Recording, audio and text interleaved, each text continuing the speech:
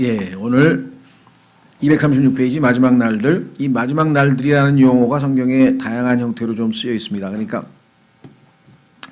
last days라고 하는 말도 나오고요. 영어로는 last time이란 말도 나오고 last times라고 하는 말이 나오고, 이게 여러 가지 조금씩 차이가 있는데, 일단 중요한 거는 last라고 하는 단어가, 마지막이라는 단어가 하나 들어가죠. 그 다음에 훗날이라 그래가지고 letter라고 했어요. L-A-T-T-E-R. 그래서 이 letter라고 하는 단어도 또 가끔 나와요. 그래서 이 소위 말하면 그 마릴 성도라고 혹시 들어보셨나요? 예, 마릴 성도, 예수 재림 뭐 교회 해가지고, 그 우리는 보통 그 사람들을 뭐라고 부르죠? 몰몬. 몰몬들도 마릴 성도라고 부르죠. 자기들을 마릴 성도라고 부르고, 또 예수 재림 뭐 해가지고, 또 이 안식교도들도 보면 예수 재림 뭐라고 해서 공식 명칭이 예수님 재림에 대한 얘기가 들어가는데, 하여간 이 마릴 성도란 말 할 때 그 레터 데이라는 말이 거기서 나온 겁니다. 근데 사실은 아시다시피 성경에서 마지막 날들이라 그러면은 처음이라는 게 있고, 기간이 정해져 있을 때, 어떤 특정 기간이 정해져 있을 때 마지막 날들이라는 게 의미가 있을 거 아니에요. 그렇죠? 예. 근데 교회에 대해서는 하나님께서 무슨 날들을 정해놓고 한 것이 없어요. 그래서 이 마지막 날들이라고 하는 용어 자체가 1차적으로 유대인과 연관이 되어 있다는 것을 전제로 하고 우리가 좀 공부를 해야 될 텐데, 거기 보시면 교재에 그렇게 설명이 되어 있네요. 마지막 날들로 알려진 기간에 대해 언급하기 위해서는 이 기간이 정해진 날들로부터 이루어진 더 긴 세대의 일부이어야 한다. 그렇죠? 쭉 가다가 마지막이란 말이 의미가 있지, 기간이 정해져 있는데 마지막이란 말이 있을 수는 없는 거니까. 그런데 교회에 대해서는 그 어떤 정해진 날들도 없으므로 어디까지가 교회 시대다 뭐 이런 게 성경에 나와 있는 게 없어요. 마지막 날들은 교회와는 아무런 상관이 없다고 하겠다. 반면에 이스라엘 민족을 하나님께서 예언적으로 다루시는 방식에는 정해진 날들이 없으므로가 아니라 있으므로입니다. 이거 잘못 썼네요. 있으므로. 자, 하나님께서 기간을 딱 정해주셨죠?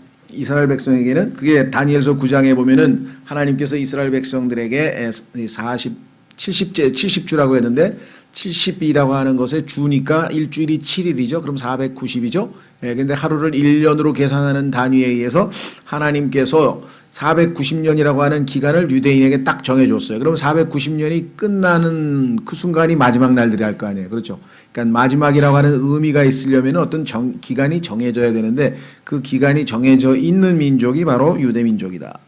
성경에 언급된 24번에 걸친 마지막 날 또는 말들 복수로 되어 있다 그랬죠. 그 다음에 마지막 때도 있어요. 여기는 지금 훗날, 훗날들, 그 다음에 마지막 때들. 그러니까 last days, latter days, last time, times. 그러니까 총 실제적으로는 6종류가 나와요. 용어 자체는. 근데 다 같은 내용들인데, 자, 이스라엘 민족에 관련된 것이 확실하다고 하겠다. 이 날들을 전체적으로 보자면 하나님께서 택하신 민족, 창세기 12장 3절에서 하나님께서 아브라함을 부르셔서 택하셨죠. 택하신 민족을 하나님께서 미래에 어떻게 다루실지를 전체적으로 보여준다. 그러니까 마지막 날들은 유대인들의 미래에 대한 이야기다. 조상들의 시대가 끝나갈 무렵, 즉 조상이라고 할 때는 영어로는 father인데요. father, 우리말로는 조상이라고 번역을 했어요. 왜냐하면 우리는 아버지 하면은 개념이 좁잖아요. 그렇죠? 아버지가 할아버지 같은 사람을 우리는 아버지라 따로 안 부르잖아요. 그렇죠? 이 사람들은 근데 그냥 아버지들이라고 불러요. 아버지들.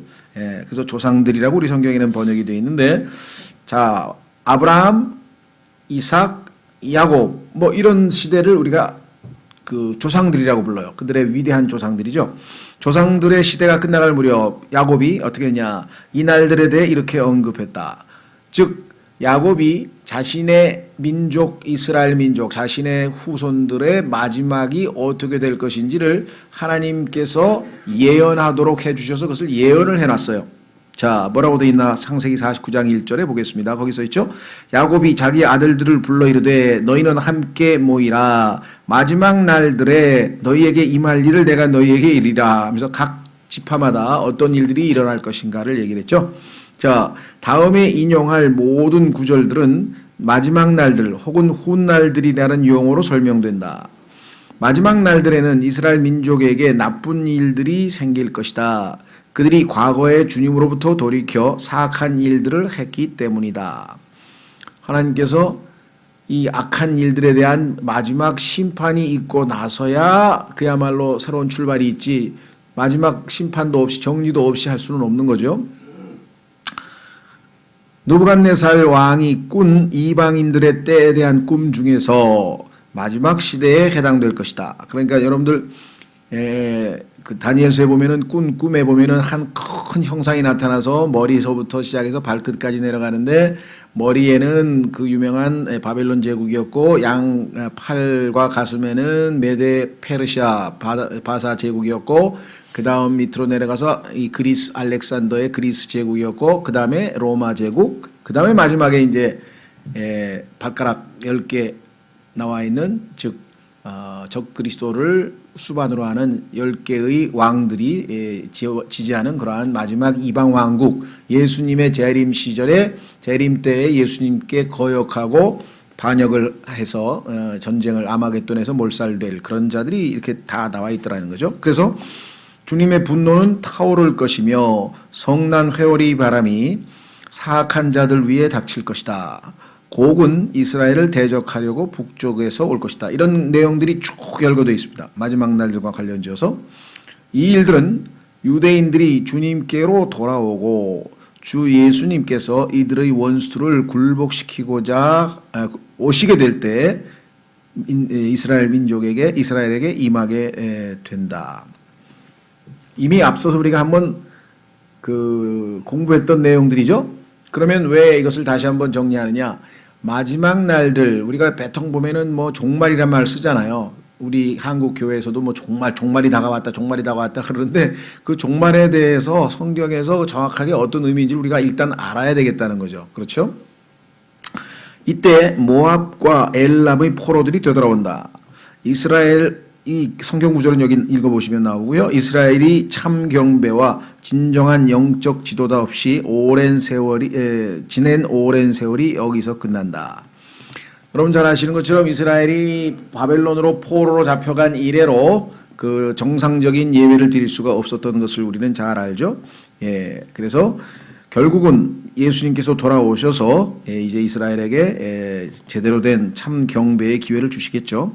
주의 집에 사는 모든 사람들 위로 우뚝 솟을 것이며, 지금은 예루살렘에 있는 시온산이 그렇게 높은 산이 아니지만 예수 그리스도께서 재림하시는 그 순간에는 여러분 아시는 것처럼 지진이 일어나고 결국은 지형이 다 뒤바뀌어서 성경에 보면 예수님께서 오실 때에는 모든 앞길이 평탄하게 쫙 평야로 바뀌게 되죠. 그리고 예수님은 시온산에서 다스리게 된다. 그래서 우뚝 솟을 것이며 민족들은 그리로 밀려올 것이다. 소경인 이스라엘은 마지막 날들이 될 때까지 이 모든 것들을 전혀 고려하지 않을 것이다. 하나님께서 자신들에게 있게 될 것에 대해서 전혀 예기치 못한 일들을 결국은 겪게 될 것이다. 자, 신약 성경에서도 마지막 날들과 훗날들은 유대인과의 연관성을 여전히 유지한다. 그러니까 구약뿐만 아니라 신약에서도 당연히 마지막 날들이라고 하는 것은 유대인과 연관이 되어 있다. 자, 한 가지 예배입니다. 물론 이따금씩은 교회 시대의 끝부분과 연관되기도 한다. 마지막 날들의 위험한 때가 이르리라. 자, 디모데후서 3장 1절로 한번 가보겠어요. 여기서 이제 사람들은, 여러분 혹시 축구 시합 할 때 오버래핑이란 말 소리 들어보셨죠? 아시나요? 오버래핑이라는 거 들어보셨나 모르겠어요.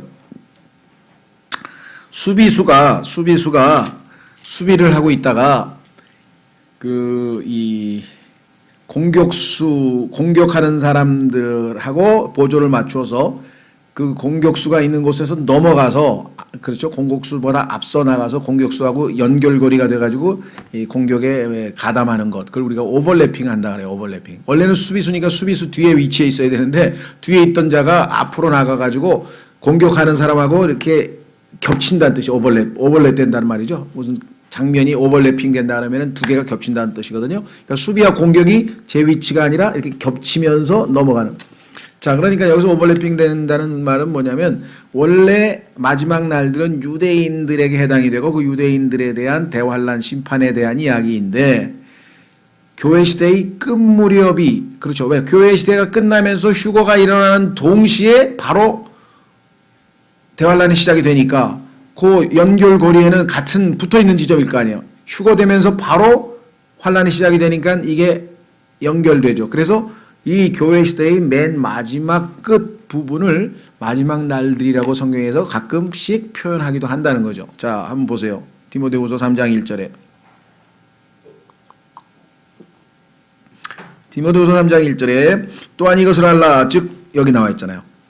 마지막 날들의 위험한 때가 이르리라.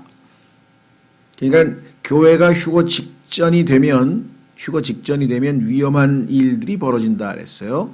이게 아마 개혁성경에서는 그냥 뭐 어려운 때라고 아마 번역이 나와 있죠. 정확하지가 않죠. 성경에서는 분명히 위험한 때라 그랬는데 여기 보면 왜 위험하냐. 사람들이 자기를 사랑하며 얼마나 사람이 이기적이 되는지 다른 타인 우리가 보통 이타주의라 그러죠. 다른 사람을 사랑해야 도덕적으로 훌륭한 사람이라 그랬잖아요. 그래서 다른 사람을 위해서 희생한 사람들을 국가에서 뭐 의사자라 그래가지고 상도 주고 막 이렇게 했는데 이번에는 이 사람들이 점점 자기 사랑에 빠지는 거예요. 그러더니 탐욕을 부리고 욕심도 내죠. 그 다음에 자랑하고 교만하고 신성모독하고 하면서 지금 마지막 때 위험한 때의 분위기가 쭉 연결되는데 여기서 다 읽지는 않고요. 4절 끝부분에 가면 뭐가 있냐면 쾌락들을 더 사랑한대요. 하나님을 사랑하기보다는 쾌락들을 더 사랑한다. 여러분들 쾌락이라고 하는 것은 인간에게 주는 어떤 순간적인 그런 즐거움이잖아요. 그렇죠? 여러분들 오늘날 이 세상에서 우리 시대에 지금 우리가 살고 있는 시대보다도 더 사람들이 쾌락을 더 추구한 적이 있나 한번 생각해 보세요. 과거에도 물론 즐거움을 인간의 본성이니까 즐거움을 추구하는 건 사실이지만 다 과거에는 먹고 사느라고 바빠가지고 무슨 즐길 기회가 별로 없었어요. 아주 예외적으로 부자나 뭐 특정 계층 아니면은 즐길 기회가 없었죠. 다 왜 먹고 사느라고 정신이 없이 바쁘니까. 그런데 이게 먹고 사는 문제가 해결이 되면서 사람들이 점점 이제 즐겨야 되기 때문에 이제 즐기는 문화, 그 다음에 그것에 대한 산업, 즉 레저 산업이라 그러죠. 소위 말하면 이런 오락 산업이라든가 뭐 게임이라든가 무슨 뭐 운동, 골프라든가 아니면 무슨 오락이라든가 그 다음에 뭐 이제 뭐야 연이 아니라 그 뭐라 그러나 그냥 바람 타고 날아다니는 거 뭐라 그래? 무슨 패러글라이딩인가? 하여간 온갖 그 다음에 뭐 수상 스키도 만들어 가지고 하여간 막 놀이 종류를 셀 수도 없이 만들어내는 거예요, 지금. 그렇죠? 놀이 종류를 셀 수도 없이 만들어내. 왜? 사람들이 지금 뭔가 놀아야 되는데 그 욕구를 충족시켜야 된다, 이거. 그래서 과거에 전례 없이 지금 프로그램 중에서 전부 다 예능 프로그램이 아주 그냥 막 압도적으로 편성이 되는 거예요.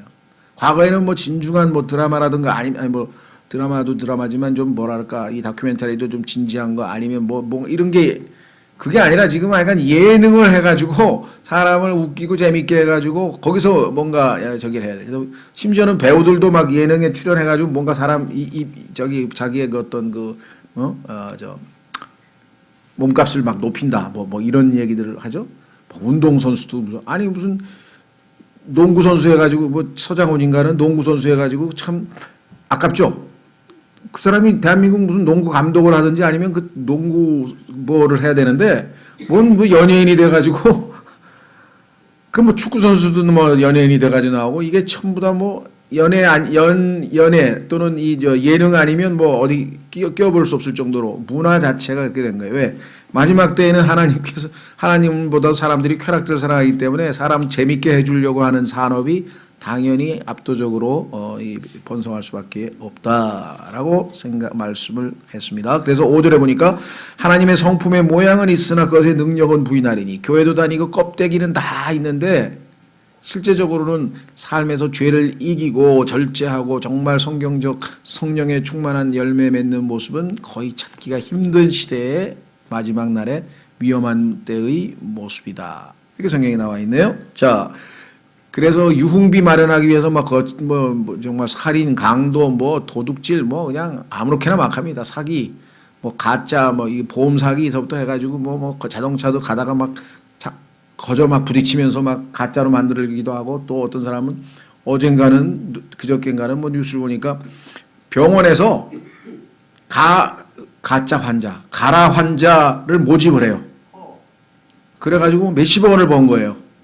왜냐하면은 정상적으로 해서는 돈을 많이 못 버니까 환자하고 짜는 거예요. 당신이 우리 병원에 한 달 입원한 걸로 하고 내가 당신한테 뭐 몇백만 원 주겠다. 그러니까 보험 청구해서 뭐 이렇게 하면은 자기네는 더 많은 이익을 얻으니까 병원이 환자를 보는 게 아니라 가짜 환자를 인터넷으로 SNS로 모집을 해가지고 아예 가짜 환자를 통해서 보험금 그 건강보험에서 타낸 게 뭐 몇십억 원이에요. 이렇게 아예 사기도 이제 아주 그냥 직업적으로 치는 거야 이제. 이런 일들이 막 벌어지는 거지. 자, 하여간 뭐 제가 좀 빗나갔습니다만은 자 마지막 때에 다시 돌아옵니다. 그래서 어디를 봤죠? 신약성경에서 신약성경에서 위험한 때가 이른다고 디모데후서 3장 1절까지 봤죠. 자, 사람들은 주님의 재림 교리에 대해 조롱하고 비웃을 것이다. 그렇습니다. 오늘날도 예수님의 재림에 대해서 얘기하는 것을 그리스도인들조차도 꺼려해요. 왜? 내가 예수님 다시 오신다 그런 얘기하면은 광신자라 그러겠지. 그런 얘기하면 좀 곤란. 이 얘기를 꺼내려고 하질 않아요. 성경에서 제일 중요한 게 예수님이 다시 오시는 날인데. 왜? 예수님께서 영광 받으시는 날이잖아요. 그때는 드높임 받으시는 날이잖아요. 초림 때 예수님은 굴욕적으로 이 땅에서 십자가에서 죽으셨잖아요. 자, 다시 돌아옵니다. 그래서 잔인한 부자는 세계 경제를 장악할 것이고 적그리스도는 권력을 잡을 것이다. 이들을 다 물리치러 오시는 것이죠. 하나님의 아들의 말씀들은 모세와 대언자들의 말들보다 월등히 뛰어날 것이다. 하나님의 어린 양께서 드디어 이제 이 땅의 모습을 드러내시고 하나님이 예비하신 완전한 구원을 드디어 드러내실 것이다. 그래서 이스라엘은 모든 적그리스도와 사탄의 무리로부터 완전히 해방돼서 본래의 위치대로 회복이 된다. 그랬습니다. 자, 그러면 마지막 날들이라고 했을 때에는 성경에서 유대인들에게 하나님께서 정해놓으신 계획이 드디어 끝이 났다. 그래서 완성됐다. 이런 뜻이죠. 자, 그 다음에는 소위 우리가 영원이라고 하는 그 시대가 시작이 되는 거예요.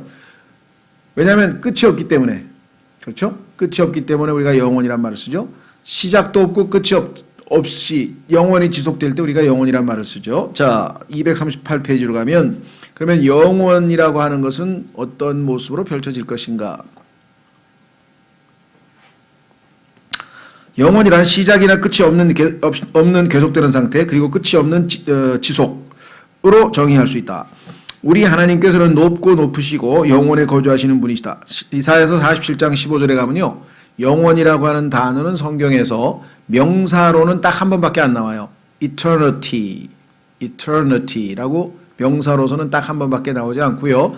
다른 부분에서는 이제 영원한 eternal 이렇게 해서 형용사로나 eternally 부사로나 나오지만 명사로서 in eternity 하나님께서는 영원에 거하신다라는 표현이 딱 한 번 나오는데 그분께서는 자신이 알파 오메가라고 일컬으셨으며 시작과 처음 다 여러 번 말씀하셨죠.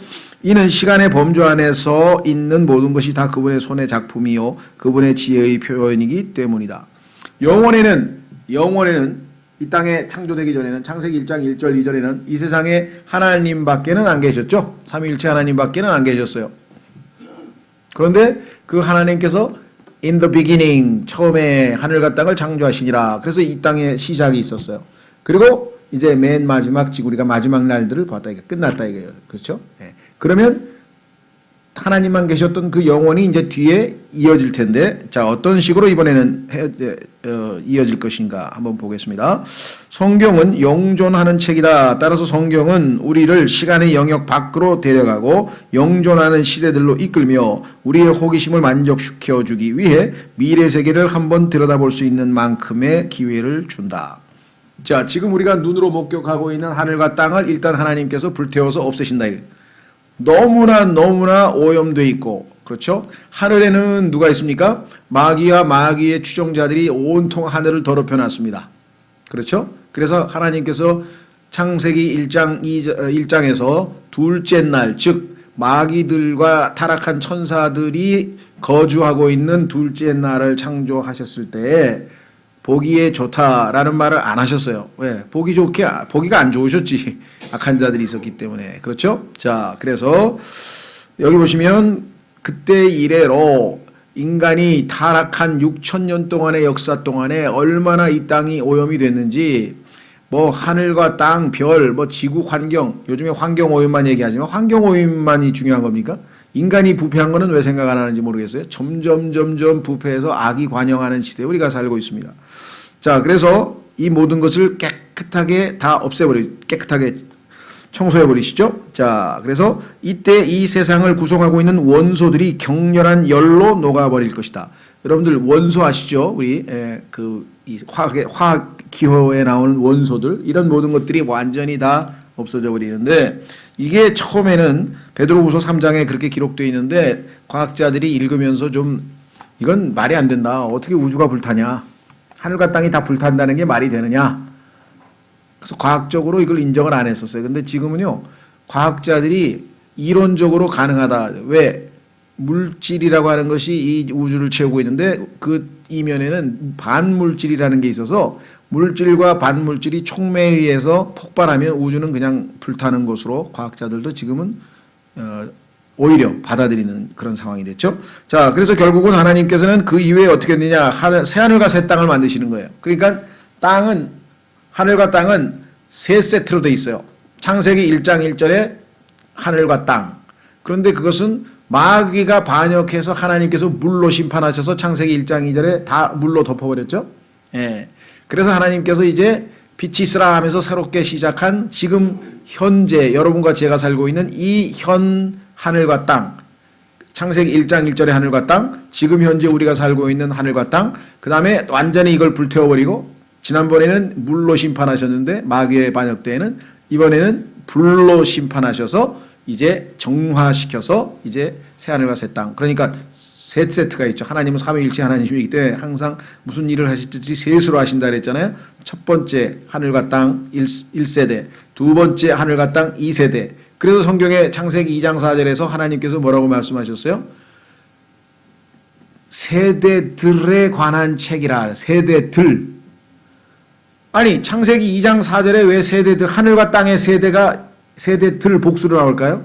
창세기 1장 1절에 이미 first generation이 다 물로 덮여서 심판이 끝났으니까, 창세기 1장 3절에 하나님께서 빛이 있으라 하고 만드신 그 6일 창조는 second generation, 두 번째 세대가 되겠죠. 그러니까 세대들이 적어도 2개 이상이 있어야 세대들이라고 복수가 나오겠죠. 창세기 2장 4절에서 왜 generations, 세대들이라고 썼는지 이해가 되세요? 예, 그 다음에 세 번째 세대는 뭐예요? 여기 지금 새하늘과 새 땅. 자, 다시 돌아옵니다. 이 재창조 때는 모든 것이 새롭게 될 것이다. 그렇습니다. 이와 같은 일이 일어날 때 하나님께서는 우리의 모든 눈물을 닦아주시게 되며, 이제서야 이 땅에 더 이상 눈물이 없는 시대가 오네요. 천년 왕국 때에도 눈물이 있습니다. 왜? 그때 죄 짓고 오른팔 자르고 왼팔 자르고 지옥불에 안 가기 위해서 그런 사람들도 나타날 것이고요. 그때도 하나님의 심판이 있고 가뭄도 있고, 천년 왕국 때에도 성경에 보니까 하나님께 여전히 반역하는 자들이 있다 그랬죠. 그런데 드디어 그들을 싹 불태우고 새하늘과 새 땅이 이제 들어서면 더 이상 눈물을 흘릴 이유가 없다. 옛 창조는 더는 생각나지 않게 될 것이라는 약속도 주어진다. 자, 천년왕국 때에는요, 과거에 대한 기억이 아직도 남아 있습니다. 그래서 우리 가족들 중에서, 우리 부모님들 중에서, 우리 친척 중에서도, 내가 아는 친구 중에서도 지옥에 간 사람들이 있어요. 그러니 뭐 얼마나 참 안타깝겠습니까? 그런데 새하늘과 새 땅이 창조되고 나면 더 이상 옛 것은 지나가 버렸어요. 기억할 수가 없어요. 여기 나와 있죠. 이로써 우리는 친구들이나 사랑하는 사람들이 불호수에 있다는 사실을 알고 있는데도 하늘에서 행복해할 수 있을까 하는 의문이 비로소 풀리게 되는 셈이다. 이때는 과거는 다 지나갔기 때문에 우리가 과거에 대해서 더 이상 기억할 필요 없다 이거죠. 지난 일들에 대한 기억은 이제 없을 것이기 때문이다. 하나님께서는 몸을 부활시켜 새롭게 하실 수 있다. 그것도 죽은 지 수천 년 된 시체를. 자, 여러분들, 과거에는요, 그리스도인들이 이 화장을 안 했어요. 왜? 나 이게 부활할 몸인데 이거 가루로 만들어버리면 어떻게 부활합니까? 그런데 가루 아니라 가루보다 더 세밀하게 미세먼지를 만들어도요, 하나님이 붙이셔서 왜? 원소를 합쳐서 하나님께서 만드시는 거 아니에요? 그렇죠? 예, 하나님의 전능하신 능력을 못 믿어서 그렇지 왜 몸이 회복되지 않습니까? 자, 이것은 그 몸을 최초로 만들 때 사용했던 원소들을 다시 모아 다시 구성할 수 있는 지혜로운 창조주께서 하시는 일이다. 주님께서 자신의 온 우주를 동일한 방식으로 처리한다는 것이 우리에게는 믿기가 어려울지도 모른다. 완전히 불태워서 다 사라져버렸는데 다시 새하늘과 새 땅으로 딱 정화돼서 깨끗하게 정화돼서 다시 나타났다는 거죠. 자, 그러나 그분께서는 온 우주를 말씀으로 존재하게 하셨고 빛이 있으라. 또 자신의 권능의 말씀으로 빚으셨다고 히브리서 1장 3절에 써있고 그것을 지금 현재 붙들고 계신다고 골로새서 1장 17절에 알아있고 현대인들은 이것을 에너지 보존의 법칙이니 무슨 여러 가지 학문적 용어를 쓰지만 성경에서는 이미 이렇게 설명하고 있죠. 그래서 필요할 경우 이 모든 걸 새롭게 하실 수도 있을 것이다. 그러니까 완전히 없어진 것 같으나 다시 원래 있던 모습대로 돌아올 수 있는 것이 하나님의 능력인데 그것을 예시해 주는 것을 이 지상의 합금 종류 하나에서 엿볼 수 있다. 자, 이를 완벽하게 보여주는 금속이 하나 있다. 니티놀이라고 하는 금속은 어떤 금속이냐면요. 형상 기억 합금이에요. 그러니까 자신이 원래 있던 형상을 기억하고 있다가 다시 원래대로 복구될 수 있는 그러한 합금을 인간이 만들어냈는데 자, 니켈 티타늄 합금 55대 45로 한다고 나와 있어요. 그래서 아마 니티놀 55라는 것은 그 퍼센트를 얘기하는 것 같아요. 예를 들면 니켈 55, 그 다음에 티타늄 45 이렇게 높은 온도에서 복합체의 형태로 만들어질 수 있으나 식어버리면 형체를 알아볼 수가 없다. 없어져 버려요. 그러나 이 합금을 재가열하면 다시 원래의 형태로 되돌아온다는 거예요. 그렇다면 하나님께서 온 우주를 다 불타서 녹여버렸다가 다시 새하늘과 새 땅으로 만드는 일에 뭐 어려우실 일이 있느냐. 붉은 해면은 그 몸체를 잘게 잘라 수천 개의 조각으로 만드는 장치를 통과해 갈 수 있다. 이 모든 조각들이 신속히 작은 불덩이로 되돌아오면 해면은 원래의 상태로 돌아갈 수 있다. 이 자연에 있는 무기물인 합금에서도 그렇고 유기물인 해면이라고 하는 동물에도 모든 것이 다 해체됐다가 다시 소위 말하는 합체라 그러죠. 합체가 돼서 하나가 될 수 있는 그런 것이 있다. 하나님께서 창조주께서 자신이 창조하신 이 작은 것들도 그리하실 수 있을진데 왜 우주를 그리하실 수 없겠는가. 그러니까 우리가 나 죽어서 그 화장돼 가지고 다 강물에다 뿌렸는데 부활할 때 그거 어떻게 내 몸이 다시 원래대로 돌아오겠나고 생각하는 걱정할 필요가 없다는 거죠. 새 땅에는 육신의 몸을 입고 있는 남녀들이 여전히 존재할 것이다. 이들은 그리스도의 보존하시는 권능에 의해 정결케 하는 불을 기적적으로 통결할 것이다. 완전히 불태웠는데도 살아남잖아요. 그렇죠? 다 살아남는 사람들이 우리 같은 사람 다 살아남잖아요. 왜? 아까 얘기한 것처럼 하나님의 전능하신 능력으로 보존하시는 권능이 있으시다. 영원히 동터올 때 우리는 모든 인류의 모든 부류가 원래의 자리에 놓이게 되는 것을 보게 될 것이다. 자, 우리가 세대주의 성경 공부하면서도 여러분들이 공부했고 이 땅에 존재하는 모든 인간을 하나님께서는 유대인, 이방인, 그다음에 하나님의 교회 이 세 부류로 나누어 놓으셨다 그랬어요.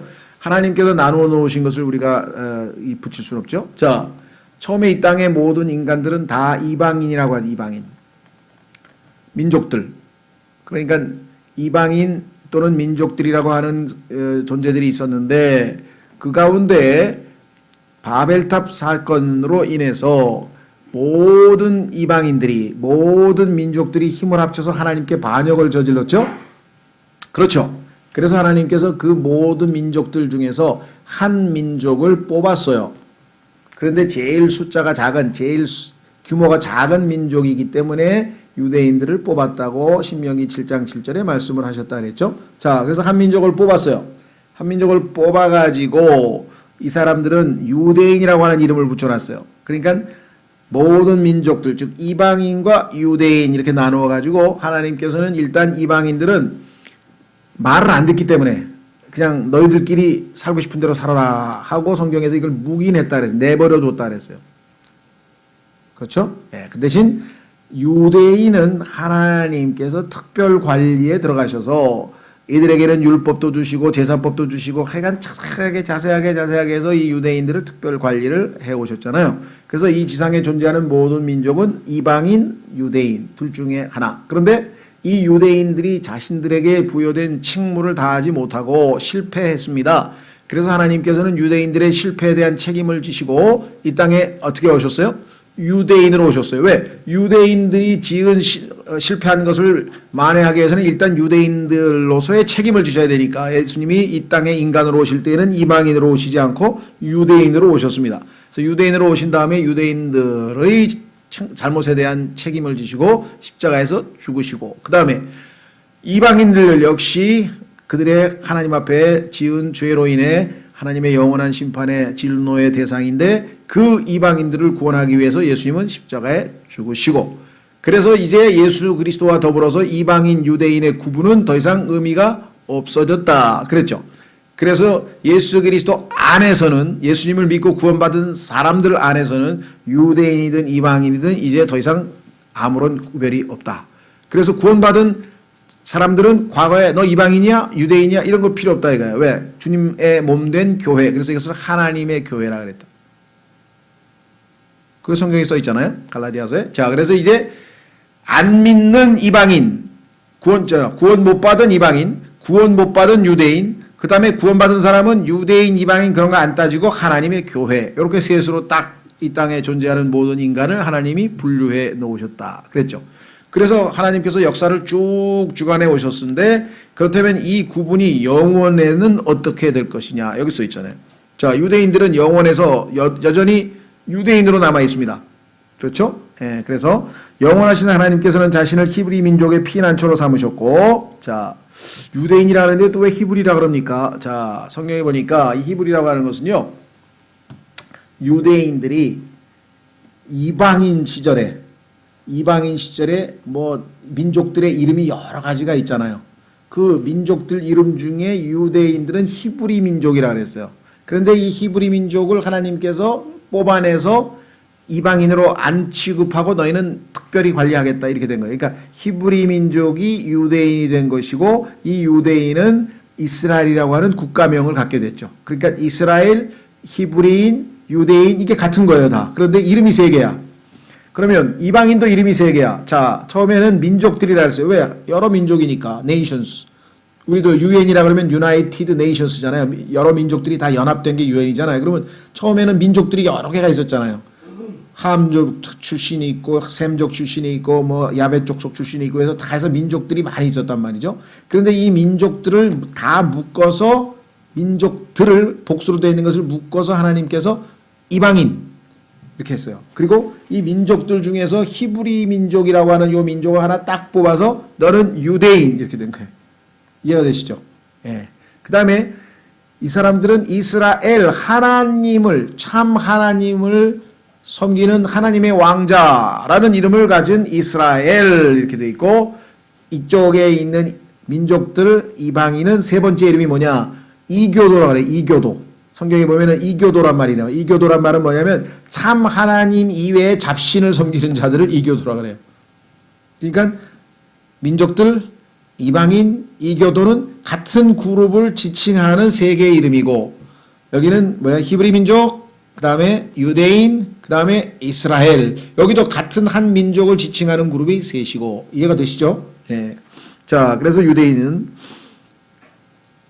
하나님께서 그들을 뛰어난 민족으로 만드실 것을 약속하셨다. 아브라함과 이삭과 야곱의 후손들은 그들의 조상들에게 약속된 그 땅을 영원히 소유하게 될 것이다. 왜? 하나님께서 영원히 주신다 그랬으니까.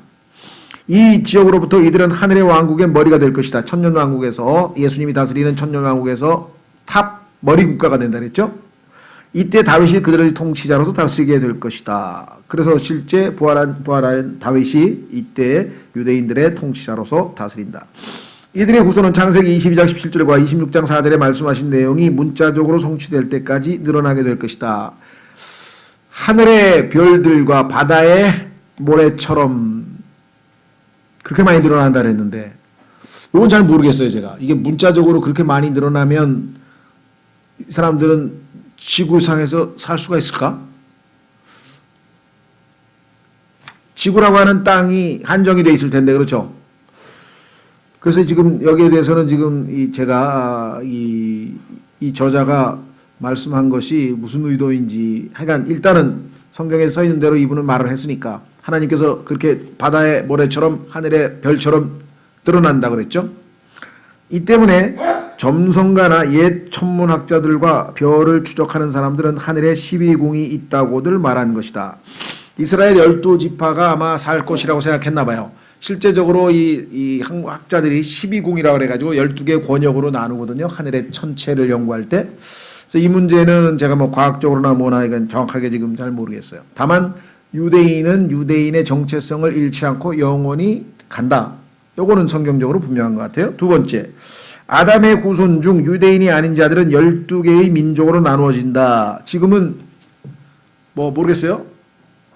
크게 얘기하면 흑인, 백인, 황인 뭐 이러면 3개죠. 그러니까 아담 후손, 아니죠. 야벳 후손, 그다음에 누구야? 셈의 후손, 그다음에 함의 후손 이렇게 하면은 셋인데 여기서 또 혼혈이 일어나 가지고 함하고 뭐 햄하고 이렇게 혼혈이 되고 야벳하고 뭐 셈하고 혼혈이 되고 뭐 이래 가지고 실제적으로 구분을 하면은 12개로 나눈다. 왜? 하나님께서는 이스라엘의 12지파에게 해당되는 한 이방인 그룹들을 구분하시겠다고 성경에 써놨어요. 여기 신명기 32장 7절에 써 있어요.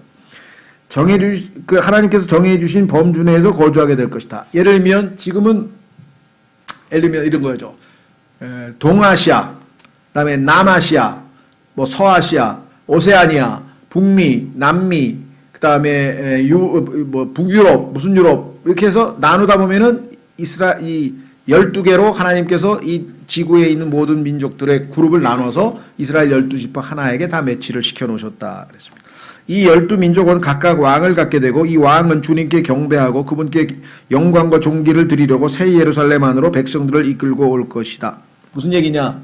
우리 옛날에 중국 같은 데 보면은요, 우리 중국은 지금 중앙국가고 여러 만족들, 즉 야만 국가들이 뭐 조선도 있고 뭐 베트남도 있고 뭐 여러 나라들이 중국을 주변에 있었잖아요. 주변 국가들이. 그러면은 중국의 황제가 어떻게 하냐면 뭐 조선은 1월 달에 예를 들면 조공을 바치러 오거라.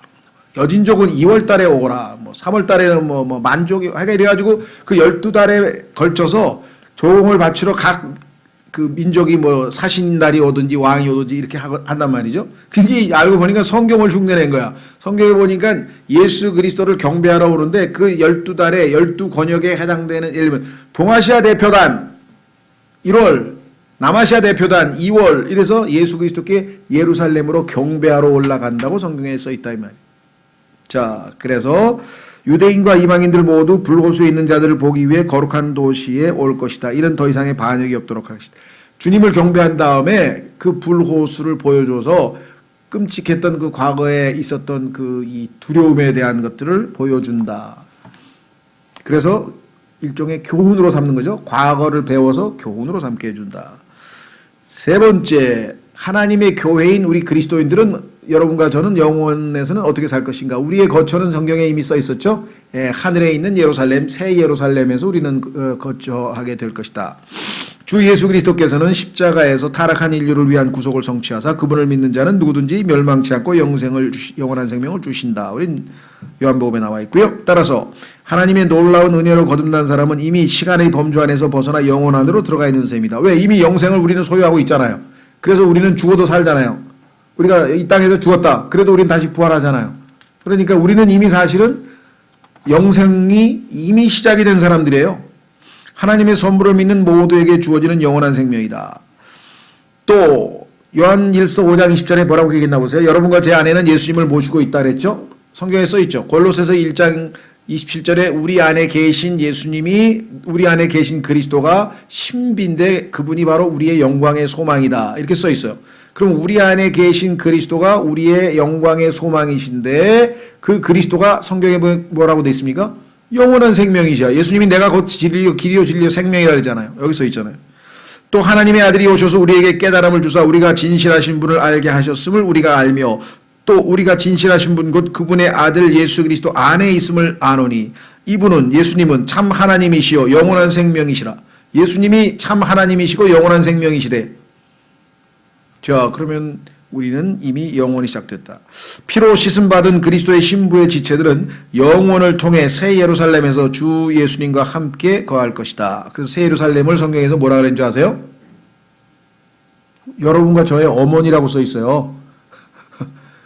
우리 어머니, 새 예루살렘이 우리 예수님 믿은 구원받은 모든 사람들의 어머니라고, 영적인 어머니있죠. 그렇죠? 네, 어머니라고 성경에 써 있죠. 하나님의 자녀는 주님께서 우리의 구속을 통해 자신의 은혜의 경이로움을 보이시고자 하실 때에 하나님이 원하시는 것은 우리의 입술을 통해서 하나님을 찬양하는 거죠. 영원 무궁토록 만천하에 보여지게 될 것이다. 그리고 주님의 임재 앞에서 지속적인 찬양이, 그러니까 우리 영원 동안에 할 일이 뭐예요? 뭡니까? 할 일이 영원토록 하나님을 찬양하는 거예요.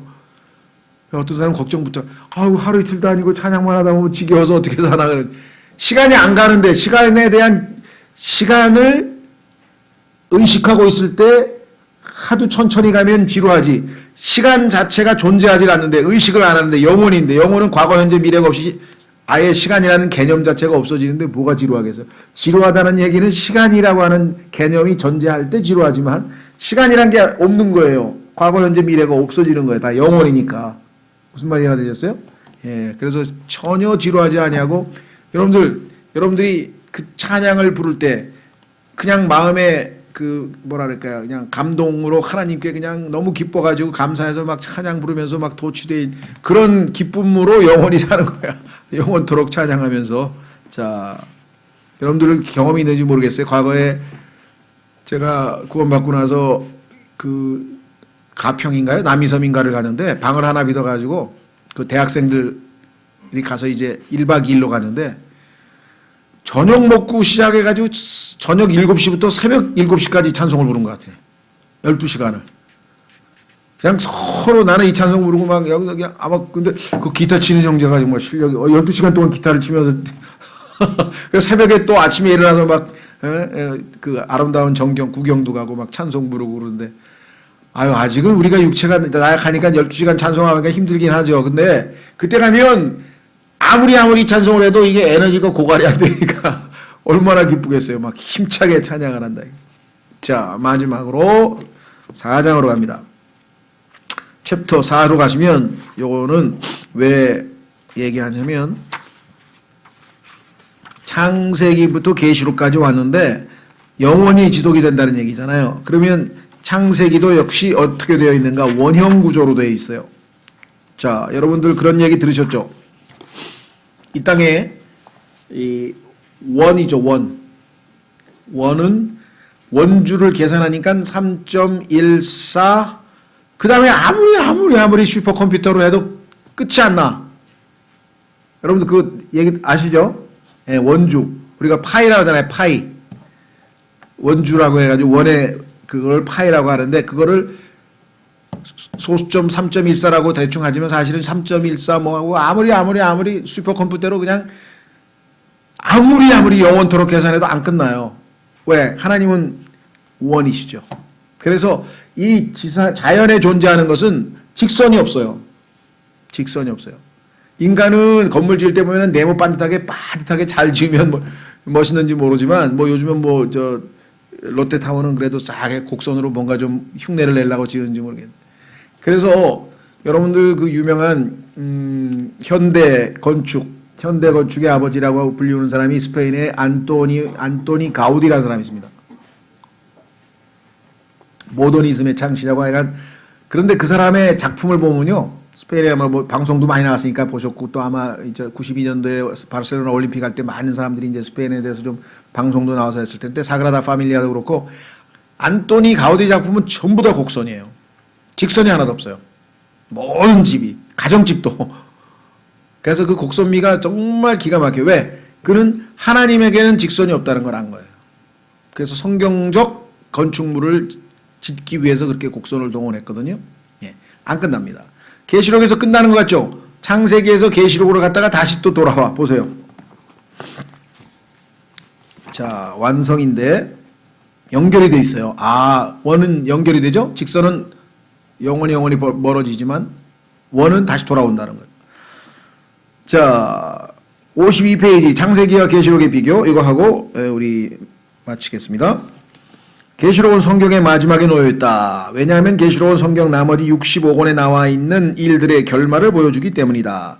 마태복음에는 구약 성경으로부터의 인용이나 언급이 92번 나와 있으며, 왜냐하면 마태복음은 유대인의 왕으로 오신 예수님을 그렸기 때문에 구약에 이렇게 예언된 게 이렇게 이루어졌다. 이것이 성취되려 함이라. 이렇게 성취되려 함이라. 이러다 보니까 인용이 많을 수밖에 없죠. 92개나. 그런데 히브리서는 구약에 나와 있는 것보다 신약에 나와 있는 것이 왜 더 우월한지, 영어로 하면 better, 더 나은지를 설명하는 거예요. 구약과 신약에 있어서 왜 신약이 더 나은지를 설명하는데, 구약에서 102개의 그 사항을 비교했으니까 102번이나 나와요. 그래서 구약을 모르면 히브리서를 이해하기 어렵죠. 그렇죠? 그런데 계시록은 보세요. 285번이 나와. 구약과 관련된 내용이. 그러니까 성경 65권을 잘 알아야 사실은 이 계시록을 우리가 제대로 공부할 수 있다는 거죠. 자, 창세기와 계시록은 하나님께서 인간을 어떻게 다루신가에 대해 하나님께서 기록해 놓으신 책의 위대한 서론과 결론인 것이다. 자, 하늘과 땅의 창조가 창세기 1장에 있었는데 새하늘과 새 땅의 창조가 계시록 끝부분에 21, 22장에 나옵니다. 첫 번째 아담이 땅을 다스렸는데 궁극적으로는 계시록 21장 5절에서 마지막 아담께서, 그렇죠, 영광 가운데 다스릴 것임. 태양은 낮을 주관하고자 만들어졌다고 창세기 1장 16절 써 있는데, 하나님의 영광이 비추기 때문에 태양이 필요 없어. 있기는 있는데 필요는 없다 그랬어요. 없는 건 아니야. 있기는 있어. 밤이 창조되었는데 더 이상 밤이 존재하지 않을 것임. 왜? 타락했기 때문에 밤이 창조됐죠. 바다들이 창조되었음. 그런데 더 이상 바다가 없을 것임. 신부가 아담에게로 데려와짐. 신부가 예수 그리스도께로 데려와질 것임. 에덴에 생명나무가 있었는데 생명나무가 새 창조에도 있게 된다고 써 있고요. 그리스도와 사탄과의 충돌이 있었음. 자, 그래서 뭐라고 했습니까? 그가 여인의 후손의 여자의 씨의 발꿈치를 상하게 할 것이나 하고 십자가에서 그 죽이는 마귀의 공에 대한 언급이 나오는가 하면, 반면에 여기 보면은 사탄이 그 마지막 운명을 불호수에서 맞이하게 되겠죠. 인간이 하나님의 얼굴로부터 쫓겨났어요. 하나님, 왜? 죄를 지었으니까 하나님이 가까이 할 수 없다 그랬는데 마지막에는 인간이 주님의 얼굴과 얼굴을 맞대고 보게 된다. 믿는 자들이 한 도시를 바라봅니다. 믿음으로. 왜? 지금은 우리의 고향이 아니다. 고향에 갈 것을 바라보면서. 그런데 이제는 그 고향에 드디어 도착해서 새 예루살렘에서 살게 됩니다. 어린 양은 어디에 있나이까? 라고 사람들이 물어봤는데 누가 물어봤습니까? 이삭이 물어봤잖아요. 아브라함에게. 아버지, 그 어린 양은 어디 있습니까? 그런데 하나님께서 주실 것이다 하고 얘기를 했죠. 자, 어린 양이 어디에 있습니까? 영원토록 다스리는 왕좌에 앉아 계시죠. 사탄이 첫 번째 거짓말을 하였죠. 그런데 마지막에 가니까 거짓말하는 자들마다 다 불호수에 던져져서 더 이상 거짓말하는 자가 없어요. 얼마나 좋은 세상입니까? 거짓말하는 사람이 없어. 다 정직하게 돼. 그러면 얼마나 살기 편하겠어요. 그렇죠? 님롯이 바벨론을 세웠는데 적그리스도와 바벨론을 마지막에 하나님은 심판해 버리신다. 자, 넘기시면 죄가 사망을 가져온 것이 창세기 3장의 타락의 순간인데 더 이상 사망이 없을 것이라고 성경에 선언이 되어 있다. 첫 번째 살인자가 등장합니다. 살인자들은 불못으로 추방됩니다. 그러면 거짓말쟁이도 없고 살인자도 없고, 그 다음에 세 번째, 최초 세계가 저주 아래 놓이게 됐습니다. 하나님께서 땅도 저주를 받고 사람도 저주를 받고 다 뱀도 저주를 받고, 그런데 그 저주를 예수님께서 십자가에서 자신이 대신 받으셨죠. 그래서 이제 더 이상 저주가 당연히 없겠죠. 사탄이 인간을 속이는 자로 등장했어요. 그런데 그 자가 영원히 추방될 것으로 나옵니다. 계시록에. 창세기에서는 슬픔과 고통이, 이게 인생살이잖아요. 그렇죠? 태어난 인간치고 슬픔과 고통 없이 살고 사는 사람이 누가 있겠습니까? 그런데 더 이상은 없을 것이라고 성경에 선언했습니다. 인간의 고향은 강가에 있죠. 그렇죠? 유프라테스 강에서 강이 4개가 에덴에 있는 동산에서 흘러나갔다 그랬잖아요. 그래서 인간은 강가에 살기를 좋아해요. 우리나라도 그냥 강변 아파트 하면 다 뜨잖아요. 그냥 강가에 살려고 그래.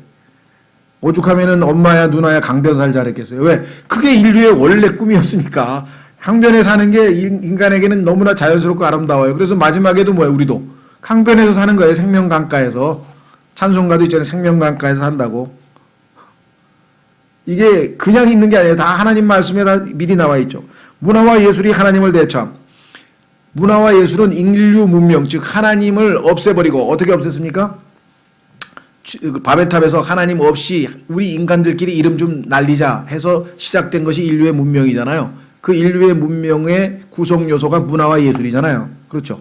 그런데 하나님께서 인간의 모든 부패된 것을 싸그리 없애버렸으니까 결국은 하나님으로 대체되겠죠. 하나님의 아름다우심이 인류의 문화와 예술보다는 훨씬 더 아름답죠. 그렇죠? 그 다음에 그룹들이 인간과 하나님을 갈라놓았어요. 왜? 인간이 죄를 지었으니까 화영검을 들고선 그룹이 인간이 하나님께 다시 못 가게. 그런데 이번에는 반대로 그룹이 인간과 하나님 사이를 연결시켜 주고 있습니다. 그래서 찬양하면서 쫙 하나님 왕좌에 둘러서 있죠. 마치 배석하에 있는 비서관처럼. 문들이 닫혀 있었어요. 인간이 다시 하나님께로 못 돌아옵니다. 근데 이제는 문들이 열려 있다고 계시록에 써 있네요. 낙원, 파라다이스, 신락원, 그 유명한 낙원을 상실하고 쫓겨났는데 낙원이 회복되어 있는 모습이 계시록 21장 1절에 있습니다. 처음으로 안식을 취했던 것이 창세기였죠. 네, 그런 다음에는 안식이 깨져버렸죠. 그런데 마지막으로 드디어 안식, 완식은 화평과 마찬가지 개념입니다. 22장 21절. 창세기는 이집트에서 관으로 끝납니다. 창세기는 인간이 죄를 짓고 마지막 단어가 우리말로는 그렇게 안 되는데 영어로 coffin in Egypt. 이집트에서 관, 다 죽음, 세상과 죽음으로 끝나버리는 것이 창세기라고 한다면 계시록은 하늘에서의 기쁨으로 끝나게 됩니다. 그러니까 정말 성경은 완벽한 책이라는 사실을 우리가 알 수가 있죠. 예, 그래서 정말 하나님께서 인간이 하나님에 대해서 알고 싶은 것들 또 배워야 할 것들을 이 한 권의 책에 우리에게 다 주셨는데 그 중에서 우리는 이 마지막 정말 하나님의 이 경륜의 끝 부분, 그렇죠? 요한계시록의 결론 부분을 정말 압축해서, 그렇죠? 예, 주제별로 살펴봤는데 모르겠어요. 기회가 되면 한 구절 한 구절 강해할 수 있는 기회가 있을는지. 저희가 계시록 한 구절 한 구절 강해는 딱 20년 동안 한 번밖에 할 기회가 없었어요. 한 번. 잠언도 한 번 했고요. 시편은 2번 했고, 전도서도 2번 한 것 같고, 욥기도 2번 한 것 같고, 마태복음도 2번, 하여간 2번 이상 한 게 꽤 돼요. 계시록은 주제별로 한 번 하고, 주제별로는 몇 번 했고요. 그 다음에 이 한 구절 한 구절 강해한 거는 성경 65권에 능통한 사람들만 모아놓으면 그 사람들끼리 하면 제대로 공부가 되는데 대부분의 사람들이 성경 앞부분 65권에 능통하지 않은 상태에서 계시록을 공부하면 어려우니까 자꾸 뒤로 미루고 안 하게 되는 거예요. 아까도 얘기했잖아요. 66권째 책인데 65권에 대해서 잘 알아야 66권의 결론을 이해할 거 아니겠냐고. 그래서 이 계시록 공부에는 한계가 좀 있기는 있습니다. 그래서 한 구절 한 구절을 공부할 수 있는 기회가 있다면 뭐 언젠가 한번 할 수 있겠지만 모르겠어요. 책으로 대체할 수도 있고요. 책으로 지금 그 제임스 낙스 형제가 쓰신 책이 한 5분의 1, 4분의 1 정도 번역한 것 같아요, 지금. 아직도 좀 갈 길이 멀어가지고, 책으로 번역을 하는 게 좋은지 아니면 강의를 할 기회가 있을지 그건 나중에 우리가 한번 생각해 볼 것이고요. 그래서 이제 이런 기본적인 베이스가 깔려 있기 때문에 여러분들이 요한계시록 읽을 때 훨씬 쉽게 읽어갈 수 있습니다. 아, 그때 배웠던 그 내용 여기 있네, 여기 있구나. 이렇게 해서 한 학기 마쳤는데요. 잠깐 기도하겠습니다. 하나님 아버지, 이번 한 학기 동안 주님의 도우심으로 저희가 성령님이 누구이신지 성령론과 또 종말론, 요한계시록 주제별로 성경 공부를 했습니다. 아버지 하나님, 참으로 짧은 시간에 많은 분량을 공부할 때 저희가 때로는 참으로 압축해서 또 한 구절 한 구절 성경을 일일이 다 찾아보지 못한 채 정말 개요만 공부했습니다. 주님, 저희 마음에 주님을 향한 갈망과 또 하나님의 말씀을 연구하고자 하는 그러한 참 이 마음을 주신다면 정말 개개인의 삶에서 또 방학 기간 중에 주님의 허락하에 잘 공부해 볼 수 있도록 도와주시기를 간절히 기도합니다. 내년에 저희는 방학 기간 동안에 형제자매님들이 자신의 시간들을 잘 활용하게 하시고 주님 다음번에 우리가 교회론과 그 다음에 또 구약계론이라는 과목을 가지고 더 신학원을 계속 공부하고자 합니다. 주님 겨울 건강 지켜주시고 하나님의 말씀에 대한 갈망을 주시고 주님의 능력 가운데 온전히 건강하게 지켜주시고 한 학기 동안 베풀어 주신 은혜와 지식과 충만함으로 인해 진심으로 아버지께 감사와 찬송과 존귀와 영광을 돌립니다. 모든 말씀을 우리 주 예수 그리스도 이름으로 기도하옵나이다. 여러분들에게